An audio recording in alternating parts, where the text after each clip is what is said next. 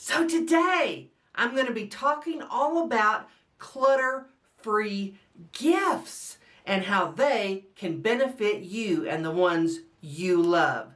Coming up next.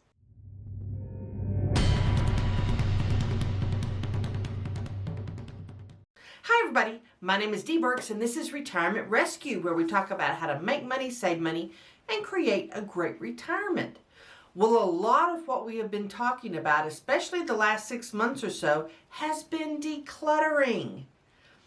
Well, you know how it is when it gets to the holidays or time for any gift-giving event, whether that be birthday, anniversary, Christmas, you know those big events. People feel like they need to get gifts. When you are trying to be clutter-free, getting a bunch of knickknacks, things you have to set out, things you need to hang on your wall, stuff you really don't use, increases that clutter that you've been working so hard to get rid of. Not only that, as a gift giver, I don't like feeling like I'm just giving people stuff. Stuff isn't where it's at. It's not meaningful. It doesn't feel personal. And I just hate it. So, I have come up with a list of more than 50 ideas for gifts that you can give that are clutter-free. Now, let's also talk about the fact that you will have friends and family that ask you, hey, what do you want for Christmas? And what do we usually say? Oh, you don't have to get me anything. Don't get me anything. I don't need anything. But what do? They get you something anyway. So one of the cool things you can do is start having that conversation about the types of gifts you really like. That's going to be really helpful to them. And basically what you're doing is you're training, although I hate to use the word training, you're guiding your friends and family how to get you gifts that you can use and enjoy, but yet not increase that clutter. So let's get to those gifts. Now, one other note, there are not links to any of these. It is going to be very dependent on where you are and where your loved ones are on what's available. So I'm going to be giving you some general ideas, but hopefully they will spark more ideas of things you can do in the area you're in. Now, if you have other ideas other than the ones I talk about, and I'm going to talk about a bunch, but if you have other ideas that are clutter-free for gift giving, drop them in the comments. People read those comments, and so that will add even more to this list of ideas. But now let's get to the list. Of course, one of the things all of us really love that is clutter-free are experiences. Don't hesitate to get your loved one tickets to something. Tickets to a concert of someone you know they really love. Tickets to your local community theater. Ours is about to do the Christmas Carol. I won't be first in line. But tickets to something you know they love. Maybe they love the opera. Maybe they love the symphony. Maybe there's something specific, like the Trans-Siberian Orchestra that's coming to town, that they would love to go and see. Tickets to things can be a wonderful clutter-free gift. And the thing is, that experience is going to be a lot more meaningful than some trinket you could have given them. Now, don't forget your sports events too. A lot of people love sports. I'm not one of them, but a lot of people love sports. So if they want tickets to a ball game, a football game, anything like that, that is also really clutter-free. And when I talk about tickets, maybe they love movies. Maybe a gift card to a movie theater would be the perfect gift for them. It just depends on your loved one. Now, when you talk about tickets to things, there's also that next step. There are memberships and subscriptions, and I'm going to talk a little bit about those two different items. Memberships are something that they can use year-round. It might be a membership to the zoo. Zoos have fabulous events, and they're great for kids or adults. This is also true of memberships to aquariums, to science centers like the Omni in Oklahoma City. Used to be a wonderful science center. I haven't been there in years. The Discovery Center in Amarillo, where kids can come and do all sorts of science, and they can have a very hands-on experience Those are great. Adults love them too. Botanical gardens, if you know a gardener who loves to go to botanical gardens, that's a great membership to get someone. And by the way, I'm an artist. A lot of artists love memberships to botanical gardens. They can go and take pictures. They can go and sometimes do plein air art right there in the arboretum or the botanical garden if that's allowed. So think broadly about what the people you love might like and find something that gives them a great experience. Now, of course, you also have memberships or tickets to things like theme parks, and they're great. I definitely don't want to knock theme parks. A lot of people, adults and children, love them. They're not really my thing because I don't like crowds, but there are some things that adults specifically really enjoy, and I'm going to give you an example of this. When my daughter and I went to the Blue Ridge up to Asheville, we went to the Biltmore. They have a yearly membership. That membership gets you a big discount on everything they have there, but also on all of their historical tours, all their behind the scenes tours, the Christmas at Biltmore. So for people who live in that area or who are close by, that kind of thing could be really useful and appreciated. So think about what's available in the area where your loved ones live. My son and his wife live in Charlotte, and they go to the North Carolina Zoo all the time. We went while I was there. A yearly membership is very inexpensive, and they go frequently. So think about those sorts of experiential things that you can get a membership to or tickets for. Now, let's say you have someone who's a history buff. Most museums will have memberships where they can go as frequently as they want. Depending on the museum. Maybe it's an art museum, maybe it's the Metropolitan Art Museum, or maybe it's the Smithsonian for someone who lives in that area. Those sorts of things can be really appreciated and useful. So think about the experiences people can have. Now let's talk a little bit about subscriptions. Most subscription services, whatever they're for, it doesn't matter if it's a subscription service for movies like Netflix or a subscription service for some sort of food item, which is fabulous. Most services will let you prepay a specific number of months or sometimes even 1 month. So let's talk about that a little bit. Anything downloadable like movies, music, those sorts of subscription services are really useful and appreciated by most people. Most of us watch movies on some level, and most of us listen to music. So maybe you want to get someone a Spotify subscription. Maybe you want to get someone a Netflix subscription for a year. Maybe you want to get someone a Disney Plus subscription. Anything like that that you feel like they could utilize and use, and it doesn't have any clutter attached to it, that is a great gift. But let's talk about other subscription services.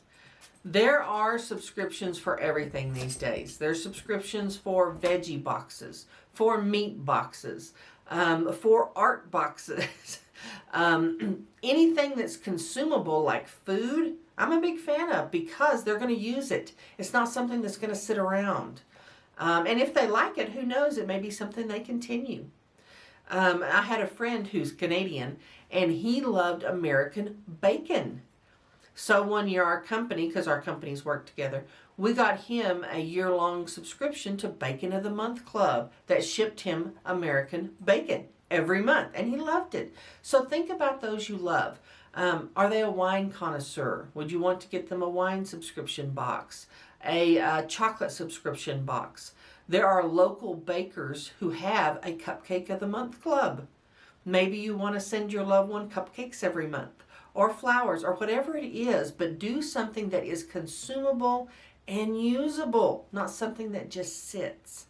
And something you might consider for families is they have meal kits. And I'm sure you've seen these, they're everywhere these days, where all of the ingredients to cook are shipped to your door. And then all the instructions. There are a lot of people these days that don't cook. And one of the good things about these meal kits, even though I would just go to the store and buy the stuff, A lot of people don't do that. They just really aren't that familiar with everything you need to cook, and they don't have the time to do it. So sending them maybe just one box or maybe just 3 months worth of these meal subscription kits can get them to cooking, get them to spending time as a family. And isn't that way more valuable than something they sit on a shelf? I think it is. So think about subscription boxes and what that loved one really might like that's consumable, and send them that. Now let's talk about learning. People love to learn. I'm one of them. I love classes. I love to take classes. A lot of people in my family are the same way. Even if you have a young person that you don't know what to buy for, a subscription or a membership to some of these learning services can be just the thing. Maybe it's a subscription to Skillshare, where they can get on, they can learn to build websites, they can learn to plant a garden, they can learn to build a shed, they can learn all kinds of things by taking these classes, and it's a monthly subscription service. So you really don't necessarily even have to know what they're interested in. There are hundreds of subjects that they could go and learn about and take classes on. This is also true of a company like Teachable. They have really more in-depth classes, so if someone wants to write a book or do a YouTube channel, anything like that, you can buy them a class they can take. This is also true of things like people who want to paint. You can buy them either a subscription, because a lot of artists have learning on a subscription basis, or a specific class that they can take either online or in person. These are wonderful gifts. It is a great experience for them. It's not just giving something they won't use, and maybe it's something they always wanted to try. So learning tools or learning subscriptions are great gifts. There are a lot of people also who would love a gift certificate to an exercise class. Now, I will caution you here. I would never tell someone to buy someone a membership to a gym as a gift. That's like getting your wife a vacuum cleaner. Don't do that. Even for men, even for those who are in shape, it kind of sends the message of, hey honey, you need to get in shape. That's never a good message. But it might be one class. Maybe it's aqua yoga they've never tried. Maybe it's a spin class or something unique that they haven't tried yet. That might be fun, but if you're going to do that, just get one class. Don't buy them the membership that sends the message, you're out of shape. So just a word of caution on that one. But another category of gifts that are clutter-free are things you can use, things you will use up, things that you do during the normal course of your life that it would just be nice to have a gift certificate for. This is really true for older adults. We don't need anything. We really don't. But we use certain services, we use certain things. So maybe a gift certificate, especially if you have a guy in your life that's a little older, maybe a gift certificate to your local mechanics where they can go and they can get their oil changed, they can get their tires rotated, anything like that. Maybe you have a friend who has a dog that gets groomed regularly. Maybe a gift certificate to their groomer. Maybe a gift certificate to your local vet office. I love giving people who I know have pets gift certificates to something like Chewy.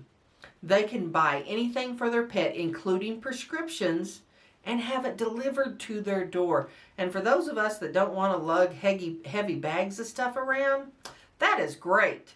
And I love that. And a lot of people who have animals would lot rather have a gift for their animal than for themselves. But let's talk a little bit more about people who have animals. There are a lot of people who have what I would consider farm animals, even if they consider them pets. Chickens, goats, cows, horses, anything of that nature. For those of you who have been kind of watching and keeping up, feed for livestock and those sorts of animals has almost doubled. In some cases, it has more than doubled just here in this last year or so. So if you have a friend that gives you fresh eggs or that you buy eggs from, I guarantee you they're underwater on the cost. and a gift to the local feed store or your local Tractor Supply or Big R, whatever you have in your area, would be a wonderful gift for those sorts of people. And I always tell people, please get gift certificates to your local run stores, your local mom and pop feed stores first. And if you don't have one, like we don't in my area, but we do have a Tractor Supply, then you can get a gift certificate there as well. But go local. But those are consumables those people would really appreciate. Their costs have really climbed. Now, if you have a gardener, someone who loves to garden, whether it be vegetables or flowers or whatever, one really great non-clutter gift is going to be something like a gift certificate to a seed company like Baker Creek. Heirloom Seeds is just one of them. Non-GMO heirloom seeds, lots of rare seeds. They have a really great product and a fabulously beautiful catalog. But they also offer gift certificates. People start buying seeds in January and February, and those costs have climbed too. So here again, if you have someone that shares vegetables with you, just has a beautiful front yard garden, you know that's a great gift for them. Gardening supplies or gardening seeds. And when we talk about consumable, especially for those of you who have older adults in your life, like I do, like my parents, there are certain gifts they would really appreciate. Now, I'm sure a lot of you, just like my parents, you have people in your life that would never accept cash from you. They're just too proud. That's just how it is.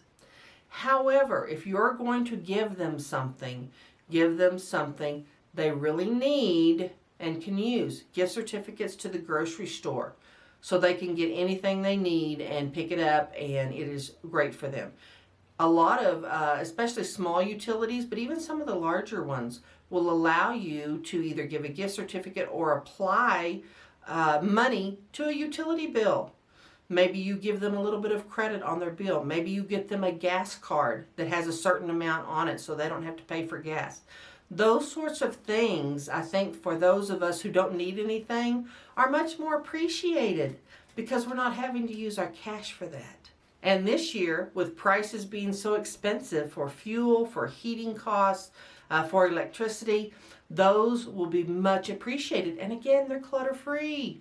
Now we're going to talk about one of my favorite categories to give people, and that's food. Homemade food. People love food, and for some reason, we get it into our minds sometimes that somehow homemade isn't as good. That they would rather have something you just go and buy. Some kind of candy or something you buy. That's not true. Actually, it's never been true. And it's certainly not true these days when so many people, they don't make that kind of stuff anymore. And they don't get it anymore. And one of the things that I love to give people are things that I have canned over the summer or in the fall. And people love that, especially people 50 and older. A lot of us grew up with our grandparents and parents canning, and we had these wonderful things like chow chow. There are so many people under 40 who have never had or even heard of chow chow, which is crazy to me, but that's the world we live in. So gifts like that of things that nowadays are considered unusual can be wonderful for people. And they love receiving things that are homemade. I have in the past sent my kids, because I used to make homemade candy all the time, you know, the cashew clusters and pecan clusters. They love receiving that. In fact, I did it several years in a row when they, shortly after they had all left the house and gotten their own places. And then the next year I just decided to do something different. Oh my goodness, it was like a mutiny. But that's one of the things you can do that is consumable. That's not going to sit around. It's not going to be clutter in their homes. And it's a wonderful, heartfelt gift. And this can be true if you have a spice rub that you make for your barbecues during the summer. Maybe you jar that up into your little mason jars and you give that for Christmas. Wonderful gift. Maybe a spiced tea mix, maybe a hot chocolate mix, a really special hot chocolate mix. Anything like that that you can give that is homemade or at least put together by you is a wonderful gift that is consumable and clutter-free. Now, there may be some of you that tell me my mason jars, and by the way, I mean ball jars. I always call them mason jars. I've always called them mason jars. But whatever brand it is, Curveball, they're basically pretty much all owned by the same company anymore. Whatever you have, that's what I mean. And I don't consider those clutter. I use them all the time. I always appreciate someone giving me one because they've been really hard to find. But a lot of times if I have one that's not good for canning anymore, that has a nick or something around the rim where I really can't use it for canning, I will use it for gifts because people will use those repeatedly. I use mine for everything. And other people you give them to will as well. Now, something else I wanted to talk about is packaging. When we are giving people gifts, no matter what it is, even if it's a clutter-free gift like tickets, we'll still put it in a package and give it to them, right? Well, one of the things that I like to do is try and eliminate as much packaging as possible. And I'm sure you all have done this in the past and realized how ridiculous it is sometimes when you want to buy a bunch of things and wrap all the gifts and then send them where they need to go. Well, you have everything shipped to your house. And those of you that have gotten boxes from Amazon, I'm sure you've had the experience where you order one little thing and it's like packed in a box and another box and another box. It's ridiculous, the amount of packaging you end up having to throw in the trash. It's crazy. But then you take that thing, you wrap it up real pretty along with the other things you bought wrapped up real pretty. You put it in another box along with the packing material and everything, and you ship it again. It's ridiculous how much waste there is in packaging, packing, Christmas paper, Christmas bags. How many of you have a whole closet of bags upon bags upon bags? Yes, we all do. You don't need to do all of that stuff. A lot of the things we give can be given wrapped in or inside of things that are very useful. If you're giving someone tickets to a game or a membership to something or even a gift card, you can tuck that down in a pair of really warm socks or a really warm hat, wrap it up in a bow, and it becomes another present they can use. I've often wrapped things in tea towels. If I'm giving someone something edible like cookies or something like that, I'll wrap it up in a beautiful tea towel that they can use. Obviously, I put a lot of things in mason jars because they can reuse that. So I'm really careful about that kind of thing. And you know, even when you're buying something that maybe it's a toy or whatever for a grandchild, you can wrap it up in a blanket, in one of these really thin little throw blankets that can be used for a dog, for a child, for a lap blanket. You can use that instead of buying a bunch of wrapping or big, large bag to put it in that's just going to be thrown away. So when you are thinking about ways to give things that are clutter-free, you can also think about things you're doing that are minimizing all of that trash. How many of you have gone out to the dumpster, especially during a holiday, and there's trash everywhere? The amount of trash we produce by not giving clutter-free gifts is huge. So that's another area that I really like to try and minimize, where I'm not giving people a bunch of stuff they're going to have to throw away because it's how it's packaged. Now you can be really creative in what you wrap things in. It can be pillowcases, it can be towels, sheets, anything that can double as that wrapping is a good thing for you to use. And the interesting part of giving things that are clutter-free is it doesn't take that much effort. You might have gotten them a gift card anyway, but instead of getting them a gift card to somewhere where they can just buy clothes or just buy stuff for their house that's going to clutter things up, you can actually give them a gift card they're going to use to their favorite coffee shop, to their favorite sandwich shop, maybe for a nice dinner because they haven't had a dinner out in forever. So think about those things. Think about experiences, consumables, and think about things that people would really enjoy this year, not just stuff that's going to sit around and clutter things up. And here again, when someone asks you what you want for Christmas, instead of saying nothing, which is not helpful, by the way, that is not helpful because they're going to get you something. So instead of saying nothing this year, suggest some things that are clutter free and simple.